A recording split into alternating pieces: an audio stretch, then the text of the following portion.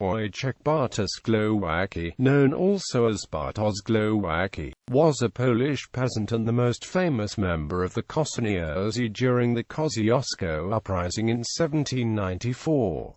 Born as Wojciech Bartos, he became a Polish national hero during the Battle of Racławice on 4 April 1794, when he captured a Russian cannon by parting at the fuse with his hat. For this, he was promoted to the rank of chorąży and received the surname Głowacki. He was mortally wounded during the Battle of Szczekociny on 6 June that year. Since then he has become one of the symbols of the uprising and Polish valor. Biography. Wojciech Bartos was born around 1765 as a serf of Antoni Żuczewski. He was probably born in the village of Szczekociny, although some sources give Zaszow as his place of birth, as the church documents which would have recorded the details were destroyed in 1794. The exact place of his birth, as well as the time, are uncertain.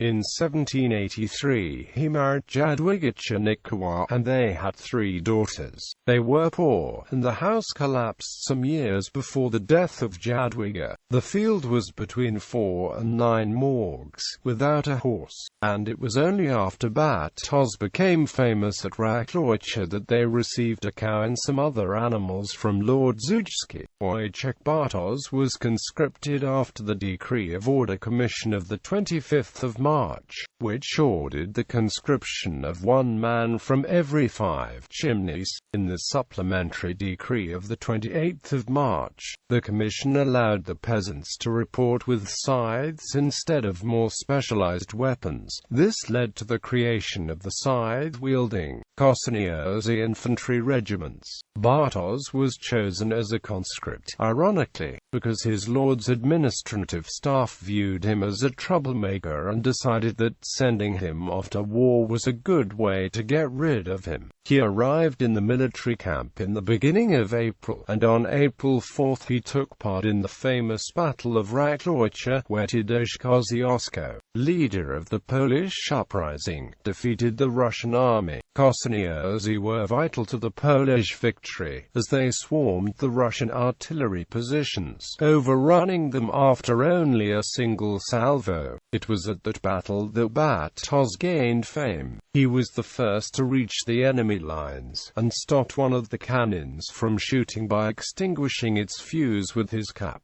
For that deed, as well as his pro-uprising rhetoric, Kościuszko promoted him to the rank of chorąży in the newly created regiment of Krakow's Grenadiers. He was released from serfdom and received the right to his land, but was probably not a noble. His surname was changed from peasant to Bartos Głowacki, although it is not certain whether it was his own choice, or whether the name was bestowed upon him by Kościuszko himself. On June 6, 1794, Głowacki took part in the Battle of Szczekociny. Polish forces, 15,000 strong, were defeated by a combined Prussian and Russian army, some 27,000 strong. Głowacki was among the 346 Polish wounded evacuated from battle, but his wounds were too serious, and he died soon afterwards. He was probably buried in the church of Najasonesa Maria Panna in Kielce on June 9.